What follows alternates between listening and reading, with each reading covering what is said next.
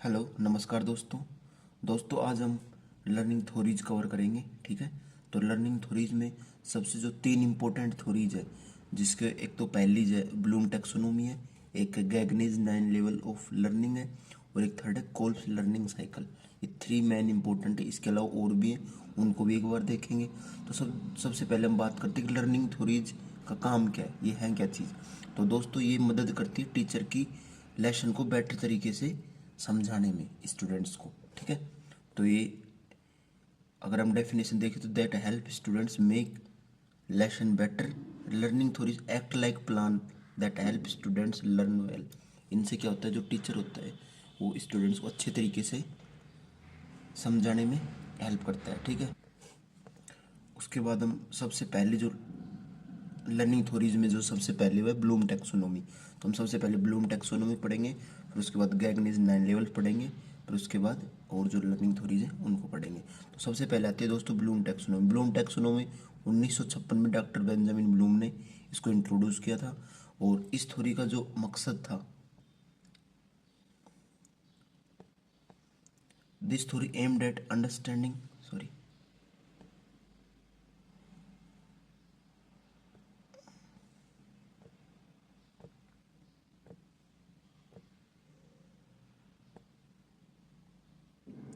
theory aimed at understanding, analyzing and evaluating concept, principles and procedures।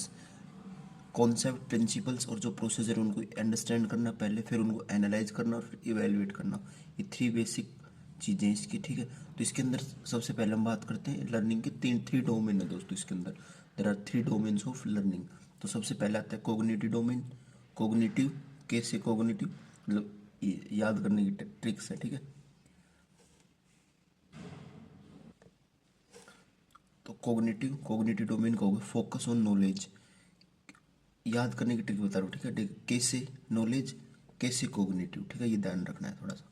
Psychomotor domain, psycho S, S से skill. ठीक है, S से psycho, S से skill. Affective, ए से affective, ए से attitude. ये तीन मतलब एक याद करने के तरीके हैं, थोड़ा सा आप इनको देख लेना। ठीक है, फिर उसके बाद हम बात करते हैं कोग्निटिव डोमेन के बारे में।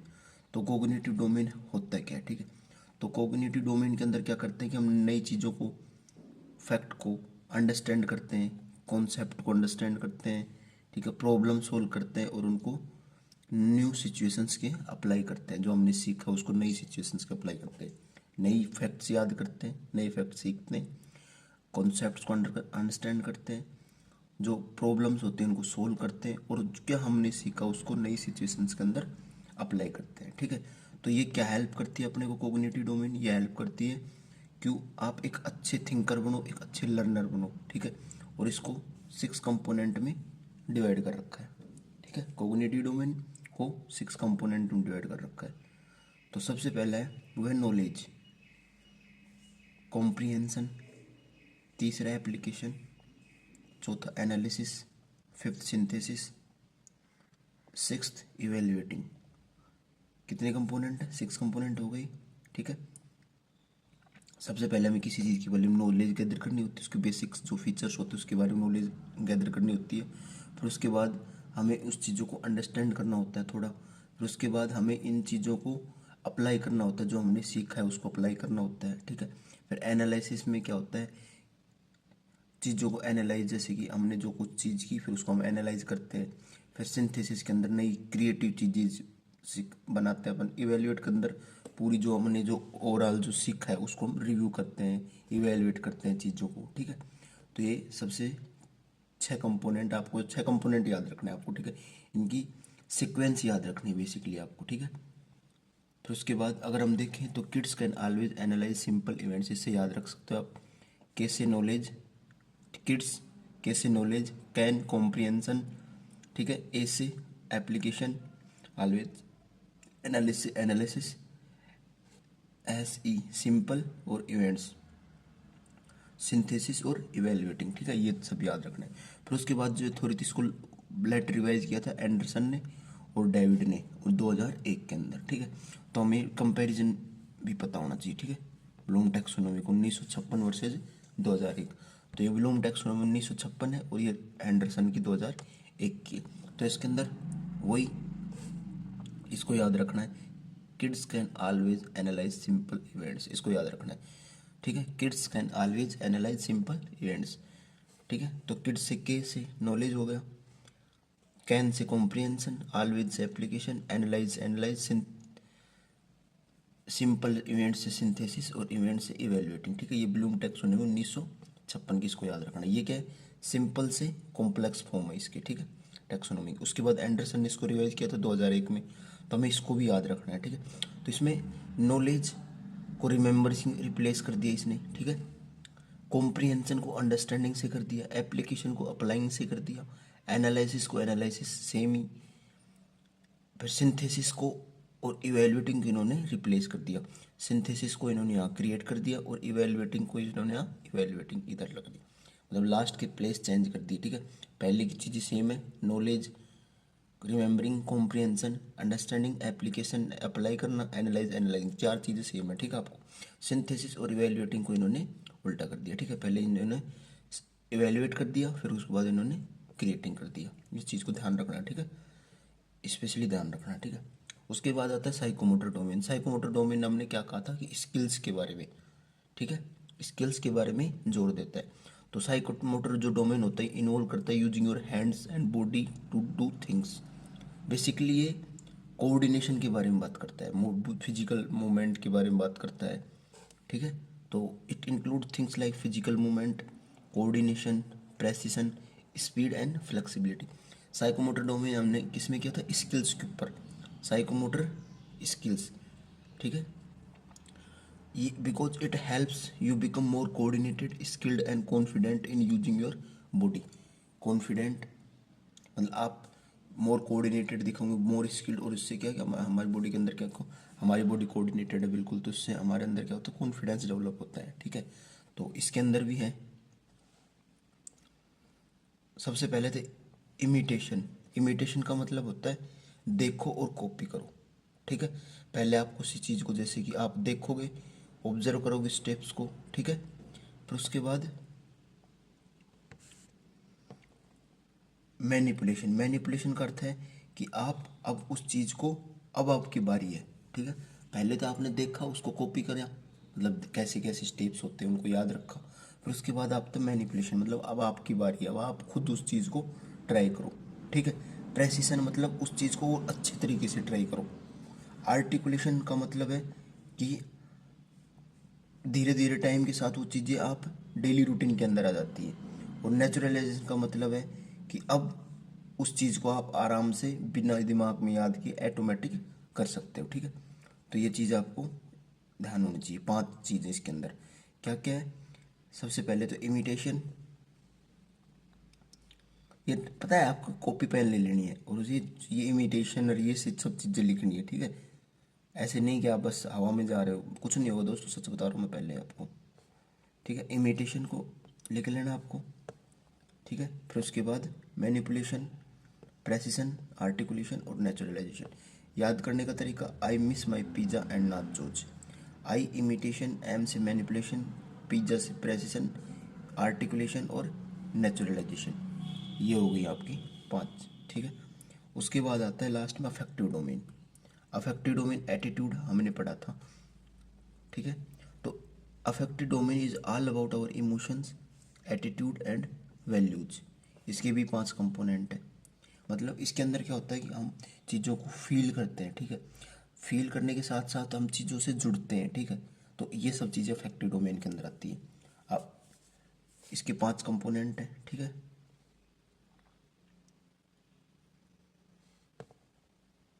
5 कंपोनेंट देखते हैं अपन। रिसीविंग, सबसे पहले आता है रिसीविंग। रिसीविंग का मतलब है कि हमें सुनने में हमारी विलिंगनेस हो, हम जानबूझ के उस चीज़ को सुनना चाह रहे हो, ठीक है। तो वो हो गया रिसीविंग।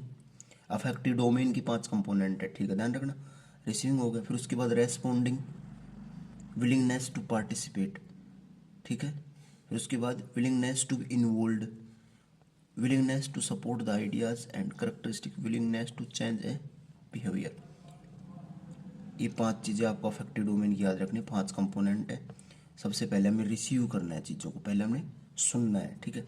उसके बाद हमें रेस्पॉन्ड करना है, मतलब रेस्पॉन्ड करना है कि क्या हम पहले चीज़ों को सुनेंगे, फिर उसके बाद अपने थॉट्स को एक्सप्रेस करेंगे, तो रेस्पॉन्ड हो गया, ठीक है। फिर उसके बाद क्या होता है कि हम इन्वॉल्व होंगे चीज़ों में। इन्वॉल्व कैसे होंगे हम, जैसे कि अंदर क्लास में अपन बैठे हैं तो हम क्वेश्चन पूछ सकते हैं टीचर से, वो इन्वॉल्व हो गया, ठीक है। फिर उसके बाद जो हमें आइडिया, जो जो हमें चीज़ें बताई जा रही हैं उसको हम सपोर्ट करना, आइडिया को सपोर्ट करना। और फिर उसके बाद होता है कि जैसे ये चीज़ें सीखी हमने सारी चीज़ें, उससे हमारे बिहेवियर में क्या ट्रांसफॉर्मेशन आया, तो वो हो गया विलिंगनेस टू चेंज, करेक्टराइजेशन। ये 5 चीज़ें याद रखनी, ज़्यादा दिमाग नहीं लगाना। ये चीज़ें 5 कंपोनेंट है, 5 कंपोनेंट याद होने चाहिए, और बेसिकली आपको कंपोनेंट का मतलब क्या है वो पता होना चाहिए, ठीक है। फिर उसके बाद आता है highest level of cognitive ability. Cognitive ability highest level कौन सा है, हमने पढ़ा था कौन सा, आप देखो इसमें नोइंग, अंडरस्टैंडिंग, एनालाइजिंग और इवेल्युएटिंग। सबसे ऊपर जो हाईएस्ट लेवल इवेल्युएटिंग, देखो हमने पढ़ा था ना यहाँ पे कोग्निटिव डोमेन का, ये रहा हाईएस्ट कौन सा है, इवेल्युएटिंग। इसके अंदर इवेल्युएटिंग है ब्लूम टैक्सोनॉमी, और इसके अंदर एंडरसन के अंदर क्रिएटिंग है। तो अपन क्रिएटिंग तो है नहीं इसके अंदर, देखो इसके अंदर क्या है, क्रिएटिंग तो है ही नहीं, तो इस सिर्फ इवेल्युएटिंग बचा इसमें तो, ठीक है। In which domain does fall objective, in which domain does the following objective fall, कौन से जो ऑब्जेक्टिव कौन से डोमेन के अंदर आता है। At the end of lesson learner should be able to hit the football using the head, मतलब लर्नर के एंड में स्टूडेंट्स फुटबॉल को अपने सिर से, ठीक है, हिट करने में एबल हो जाए। तो ये कौन सा, ये कहना चाह रहा है कि स्टूडेंट एबल हो जाए, ठीक है। तो स्टूडेंट एबल हो जाए तो इसमें कौन सा आएगा बताओ,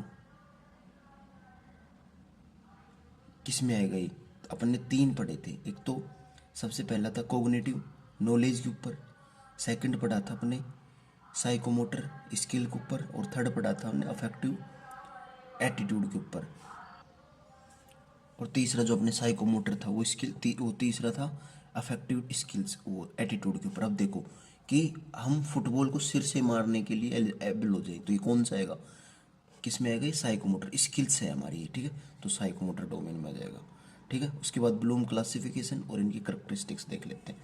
कोग्निटिव डोमेन में, अफेक्टिव डोमेन में और साइकोमोटर डोमेन में। साइकोमोटर डोमेन टेक्निकल स्किल हो गई, कोग्निटिव डोमेन अफेक्टिव डोमेन में लव मोटिवेशन, और कोग्निटिव डोमेन में डिस्क्राइब ए स्पेसिफिक टॉपिक, ठीक है। इनको भी साथ साथ में कर लेते हैं ना, ठीक है, थोड़ी सी अंडरस्टैंडिंग बनेगी, ठीक है। उसके बाद आता है अपने पास Gagne's and Briggs level learning model, ठीक है। Gagne's and Briggs learning model, ठीक है।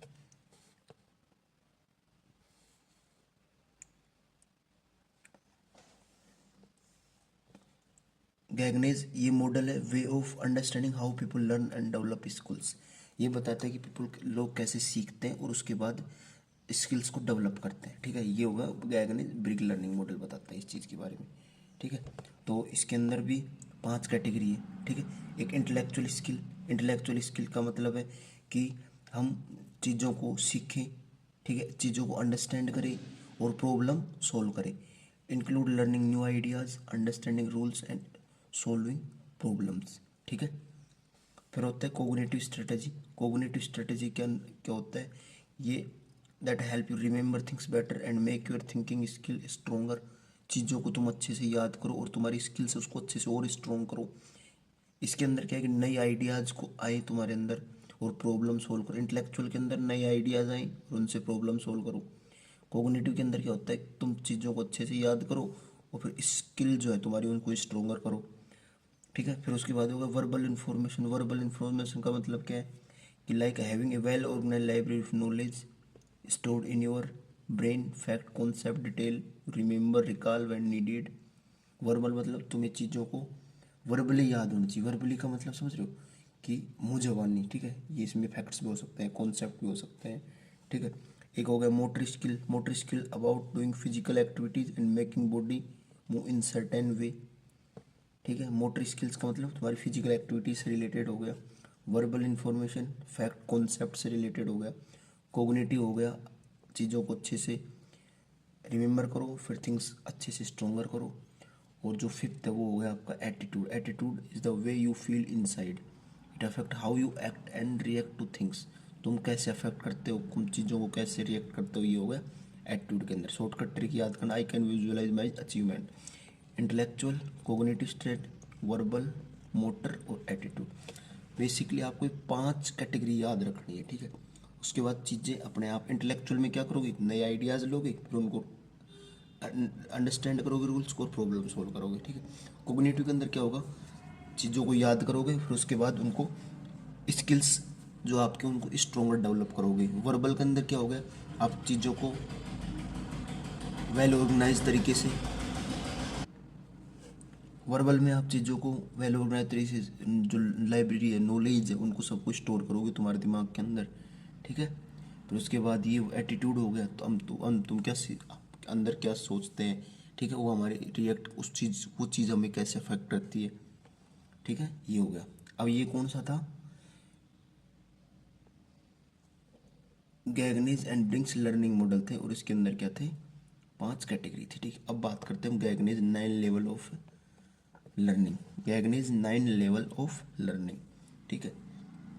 तो गैगनीज जो 9 लेवल है, ये एक रोड मैप है for figuring out how you can become a good at learning something. मतलब तुम कुछ चीज़ को सीखने के लिए कैसे अच्छे बन सकते हो, हाउ कैन गुड, तुम कैसे परफॉर्म, बेटर परफॉर्म कर सकते हो। तो गैगनीज 9 लेवल ऑफ लर्निंग है, ठीक है। तो इसके अंदर हम बात करते हैं, ठीक है। तो सबसे पहले हम बात करते हैं कि रिसेप्शन। रिसेप्शन का मतलब है to grab the learner's attention. Reception का मतलब है to grab the learner's attention. Just जैसे टीचर है कोई अच्छी, मतलब तुम लर्नर्स का अटेंशन कैसे ग्रैब करते हो, ठीक है। फिर उसके बाद होता है एक्सपेक्टेंसी। इसका मतलब है कि what students will learn during the class, उसकी क्या एक्सपेक्टेशंस है क्लास के अंदर, क्या सीखना चाहता है, क्या सीखेगा वो, ठीक है। फिर उसके बाद रिट्राइवल। रिट्राइवल का मतलब है कि connecting new information with the learner already knows, मतलब आप क्या अच्छे से जानते हो उसको और नई इन्फॉर्मेशन को कनेक्ट करना, रिट्राइवल हो गया। एक्सपेक्टेंसी का मतलब तुम क्या सीखना चाह रहे हो, ठीक है। रिसेप्शन का मतलब लर्नर्स का जो अटेंशन है उसको कैसे, चाहे टीचर चाहे इंटरेक्शन, जो फनी वीडियोस बनाए, मतलब सभी का ध्यान उसके ऊपर फोकस्ड हो। तो सबसे पहले रिसेप्शन, एक्सपेक्टेंसी, रिट्राइवल, और फिर सिलेक्टिव परसेप्शन। सिलेक्टिव परसेप्शन का मतलब है कि यहाँ पे टीचर जो होता है वो डाइवर्स मेथड यूज करेगा इन्फॉर्मेशन करने के लिए, विजुअल भी हो सकता है, प्रैक्टिकल भी हो सकता है, ठीक है। सिलेक्टिव परसेप्शन हो गया, मतलब बहुत सारे मेथड्स यूज करेगा इन्फॉर्मेशन को कन्वे करने के लिए जो टीचर होता है। जैसे फिजिकल क्लास होती है उसकी कॉम्प्लेक्स कॉन्सेप्ट, एक्सपेरिमेंट, विजुअल चीज़ों को दिखा के, ठीक है। फिर उसके बाद है सीमेंटिंग एंड कोडिंग। इसके अंदर क्या होता है, टीचर यूज करता है रियल लाइफ एग्जांपल्स को कॉन्सेप्ट को इलस्ट्रेट करने के लिए। रेस्पॉन्डिंग के अंदर क्या होता है, टीचर एनकरेज करता है स्टूडेंट को डिमोन्स्ट्रेट देयर अंडरस्टैंडिंग, उनकी अंडरस्टैंडिंग को प्रदर्शित करो। रेस्पॉन्ड मतलब कोई बातचीत शुरू कर देते हैं टीचर स्टूडेंट से, फिर स्टूडेंट्स रेस्पॉन्स देते हैं चीज़ों का, ठीक है। फिर उसके बाद री हो गया। री के अंदर क्या हो गया कि फीडबैक ज़रूरी है, constructive feedback on students performance. री मतलब फीडबैक, ठीक है। Assessing information. असेसिंग इन्फॉर्मेशन के अंदर क्या होता है कि कितना तरीके से जो लर्नर्स है उसने मास्ट मटेरियल के ऊपर मतलब चीज़ों को सीखा है, ठीक है, उसके क्या क्विज ले सकते हैं। जनरलाइजेशन हो गया, इसके अंदर learners need to remember what they have learned and apply in new situations, कि उसने क्या सीखा है और जो नई सिचुएशन, जो भी नई सिचुएशन आएगी उसमें वो किस प्रकार से अप्लाई करने में एबल होता है या नहीं होता, ये जनरलाइजेशन हो गया, ठीक है। बेसिकली 9 स्टेप्स इनको आपको याद रखना है, ठीक है। अब उसके बाद आ गया, समझ गए ना, देखो दोबारा से एक बार देख लेते हैं। ये सिंपल है यार, ज़्यादा लोड नहीं लेना, ठीक है। आपको तो बस जो मैं हाईलाइट कर रहा हूँ इसको पढ़ना है और एक स्टिकी नोट्स बना लेने हैं, ठीक है। गैगनीज 9 लेवल ऑफ लर्निंग, ठीक है। इसके अंदर reception, expectancy, retrieval, selective perception, ठीक है। उसके बाद semantic encoding, responding, reinforcement, assessing performance, generalisation. ठीक है, ये हो गई। अब उसके बाद आता है experimental learning theory, David Kolb की है।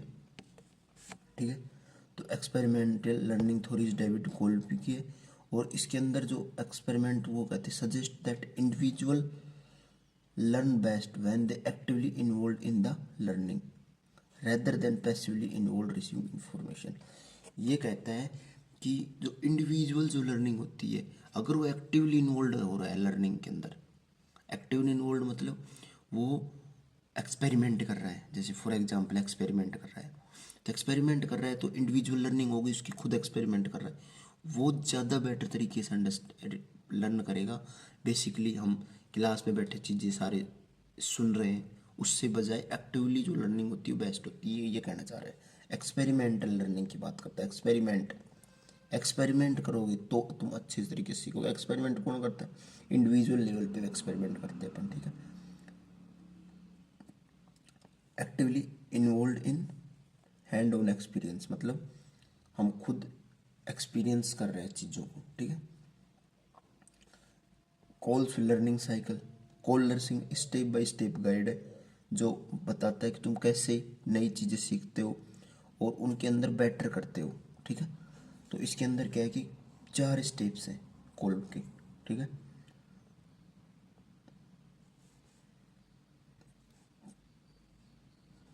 4 स्टेप है। सबसे पहले कॉन्क्रीट एक्सपीरियंस। कॉन्क्रीट का एक्सपीरियंस का मतलब है कि जैसे इसमें कहानी बता रखी है, ठीक है, एक असिस्टेंट प्रोफेसर की। तो इसके अंदर कॉन्क्रीट एक्सपीरियंस में क्या होता है कि एनकाउंटर न्यू एक्सपीरियंस और situation in her new job. जैसे इसमें असिस्टेंट प्रोफेसर के बारे में बता रखा है कि उसकी नई नई जॉब लगती है, तो उसके बारे में उसके क्या क्या और पूरे उसके ऑब्जर्वेशंस होते हैं, उसको इन्होंने बता रखा है। ठीक है, तो सबसे पहले कॉन्क्रीट एक्सपीरियंस में क्या होता है कि नया एक्सपीरियंस होता है, नई सिचुएशंस होती है। रिफ्लेक्टिव ऑब्जर्वेशन के बाद क्या होता है कि help them learn from experience and grow as a teacher.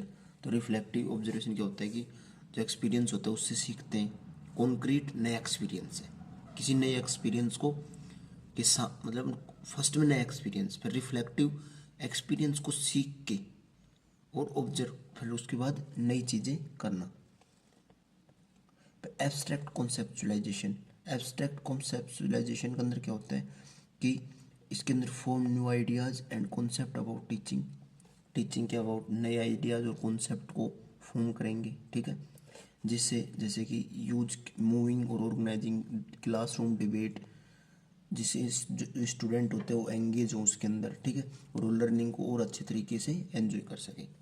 ठीक है, और उसके बाद एक्टिव एक्सपेरिमेंट, इसके अंदर क्या होता है कि नई जो टीचिंग आइडियाज़ है उनसे। अब इसके अंदर क्या होता है कि जैसे कि डिबेट होगी, ठीक है, participate student encourage to participate in debate हो गया, मूवी हो गई। ठीक है, इसके अंदर एक्सपेरिमेंट हो गई। तो इसके अंदर क्या हो गया कि जो learners what works best and adjust his teaching method accordingly. इसके अंदर क्या होता है, जो लर्नर्स होता है वो एडजस्ट कर लेता है अपने आप को। ठीक है, कि क्या वो सीखना चाहता है।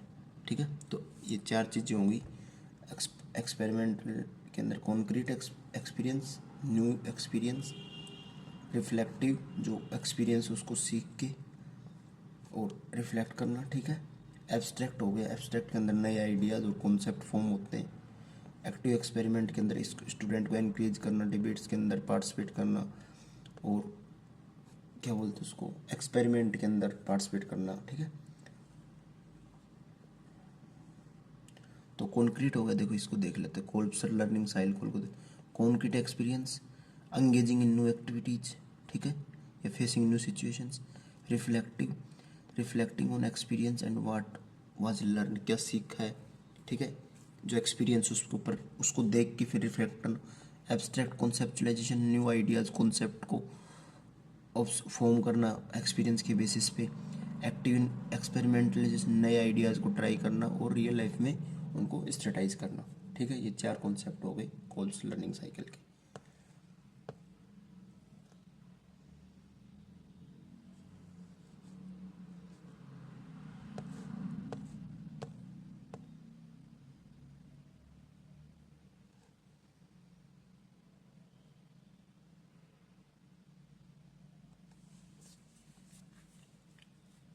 ठीक है। अब ये नया आ गया कि David Kolb learning style represented by acronym DACA, 4 distinct approach.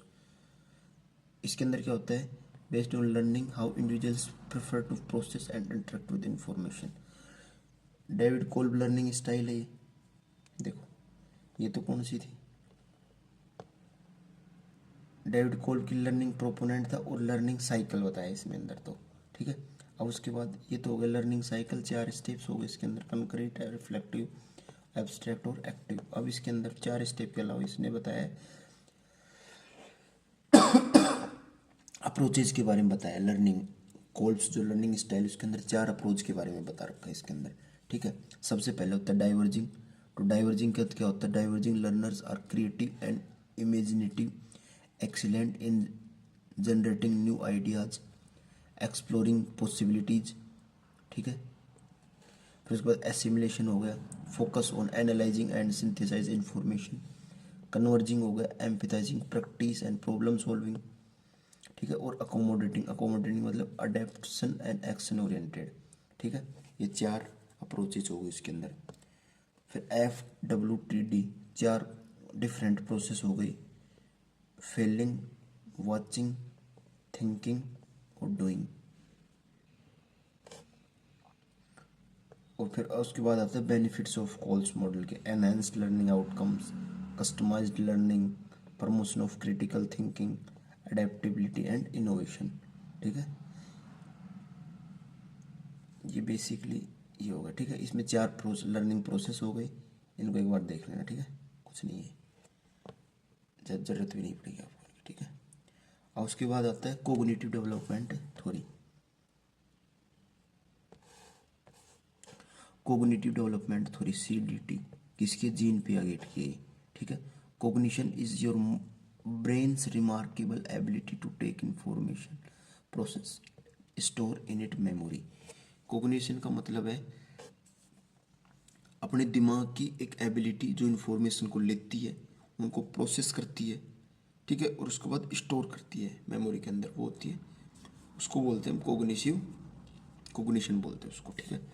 फिर उसके बाद कोग्निटिव डेवलपमेंट थ्योरी किसने दी है, जीन पियाजेट ने दी है। और कोग्निशन क्या है ये समझ आ दिया आपको, ठीक है। उसके बाद अपन चलते हैं सीधे Piaget theory of cognitive development, ठीक है। तो पियागेट थ्योरी डिस्क्राइब करती है हाउ चिल्ड्रन लर्न और grow by adapting the world. ये बताती है कि स्टूडेंट किस प्रकार से बढ़ता है, मतलब ग्रो करता है, और ग्रो करने के साथ साथ किस तरीके से चीज़ों को सीखता है, ठीक है। How children learn and grow by adapting to the world, ठीक है।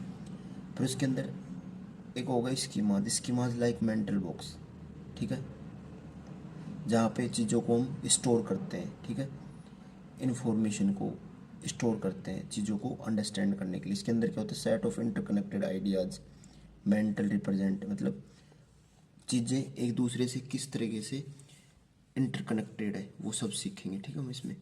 अब देखो बेसिकली इसमें पियागेट थ्योरी याद रखना है, और इसमें कोग्निटिव डेवलपमेंट में 3 की प्रोसेस है, ठीक है। 3 की प्रोसेस में एक एसिमिलेशन हो गया, ठीक है। इसके अंदर क्या होता है कि अंडरस्टैंड, नई इन्फॉर्मेशन को अंडरस्टैंड करते हैं। अकोमोडेशन हो गया, इसके अंदर क्या होगा, जो एग्जिस्टिंग जो उसको एडजस्ट करते हैं न्यू इन्फॉर्मेशन,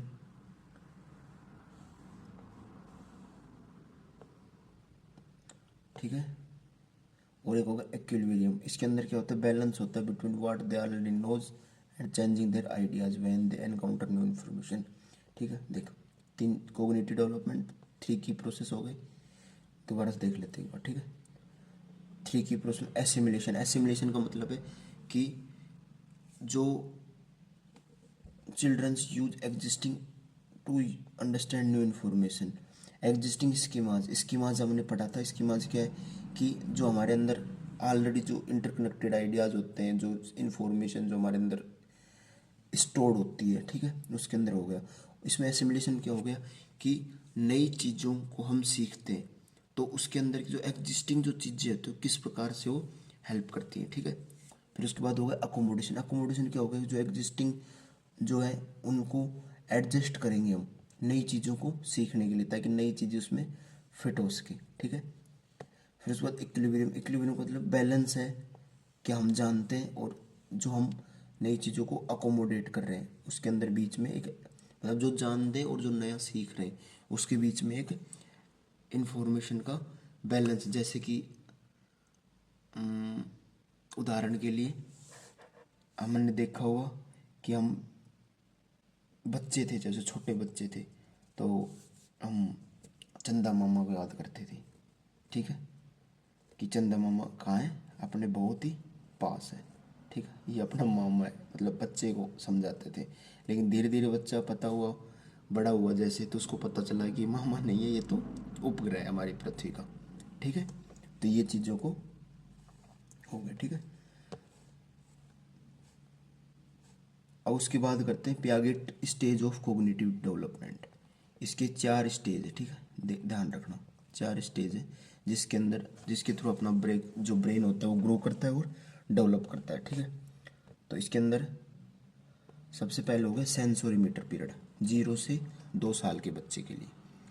इसमें क्या होता है कि जो बेबीज़ होता है वो लर्न करते हैं यूजिंग देयर सेंसेस, उनको सेंसेस को यूज करके लर्न करते हैं। जैसे टेस्ट क्या है, टचिंग बॉयज़ को, मतलब टॉयज़ को टच करते हैं, ठीक है, फूड्स को टेस्ट करते हैं, सेंसोरीमीटर पीरियड होगा। फिर उसके बाद आ गया प्री ऑपरेशनल पीरियड, 2 से 7 साल के बच्चे के लिए। इसके अंदर क्या होता है, teacher start children start using words to talk about their world and make sense of it. बोलना चालना शुरू करता है, वर्ड्स को थोड़ा सा सेंस करता है, आसपास की चीज़ों को देखता है, थोड़ा सा सीखता है, ठीक है। फिर उसके बाद हो गया कंक्रीट ऑपरेशनल पीरियड, 7 से 11 साल के लिए। इसके अंदर लॉजिकली थिंक करता है चीज़ों को, जो सोचता है, जो देखता है, वो जो टच करता है उनको थोड़ा लॉजिकली सोचता है। फिर उसके बाद फॉर्मल ऑपरेशनल पीरियड हो गया 11 साल से और ऊपर के बच्चे के लिए। यहाँ पे क्या होता है कि वो एब्स्ट्रैक्ट आइडियाज़ को थिंक करता है, जस्टिस हो गया, freedom, consider different view points develop होते हैं उसके, ठीक है, डिसीजन लेने के लिए, ठीक है, ये सब हो गए। फिर इससे कुछ रिलेटेड टर्म है, कोग्निटिव डेवलपमेंट थ्योरी से रिलेटेड कुछ टर्म है। तो इकोसेंट्रिज्म, एक तो सबसे पहले ये मोस्ट प्रोमिनेंट है प्री ऑपरेशनल स्टेज के अंदर, प्री ऑपरेशनल 2 से 7 साल के बच्चे के लिए।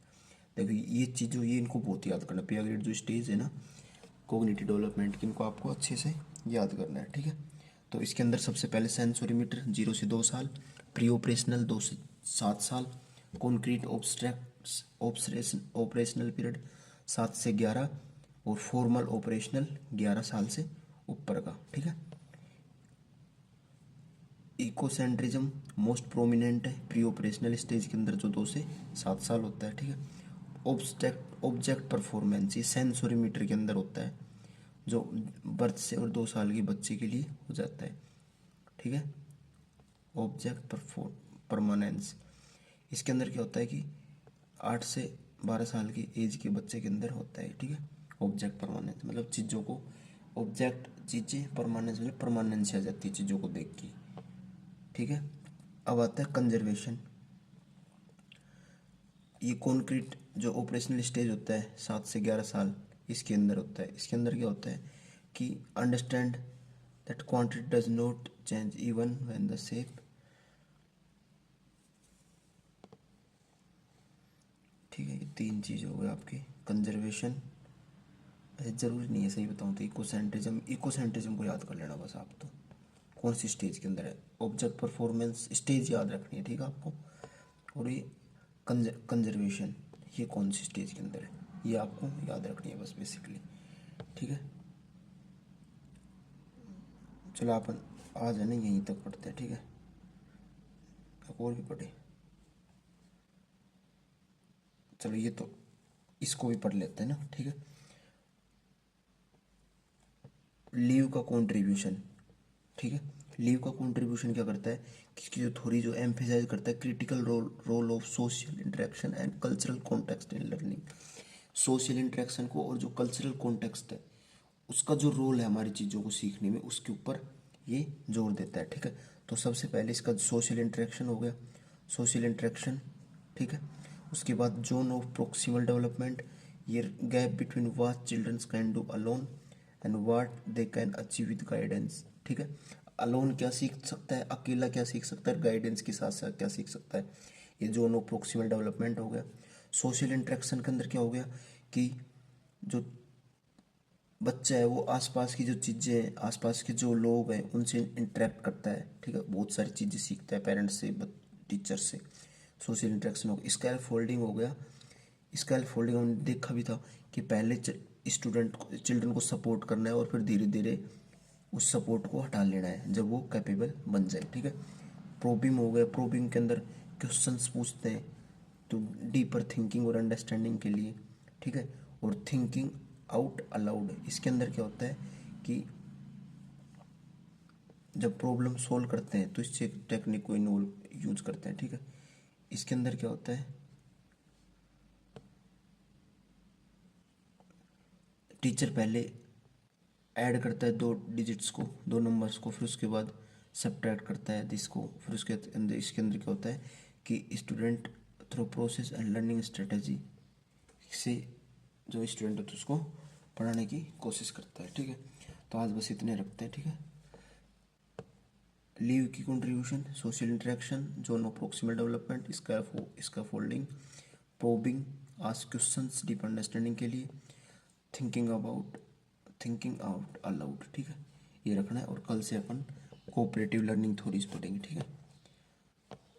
कोऑपरेटिव लर्निंग थ्योरीज, ठीक है, आज इतना ही पढ़ना, ठीक है। आपने कोग्निटिव डेवलपमेंट थ्योरी बहुत अच्छे से इंपॉर्टेंट है, इसको पढ़ लेना, ठीक है। ब्लूम टैक्सोनॉमी है उसको पढ़ लेना, और जो लीव की जो कंट्रीब्यूशन है इसको पढ़ लेना, ठीक है। और मतलब और पता है कि कुछ नहीं करना, आपको एक पेन लेना है, एक कॉपी लेना है, और जो मैंने हाईलाइट किया है उसको कॉपी और पेन के अंदर उतार लेना, बस। आपको ज़्यादा दिमाग लगाना ही नहीं है, ठीक है।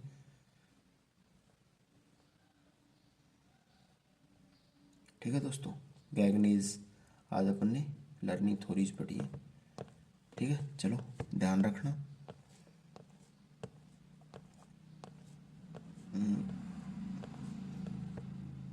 लर्निंग कोऑपरेटिव लर्निंग थ्योरीज से अपन ये कल से शुरुआत करेंगे, ठीक है।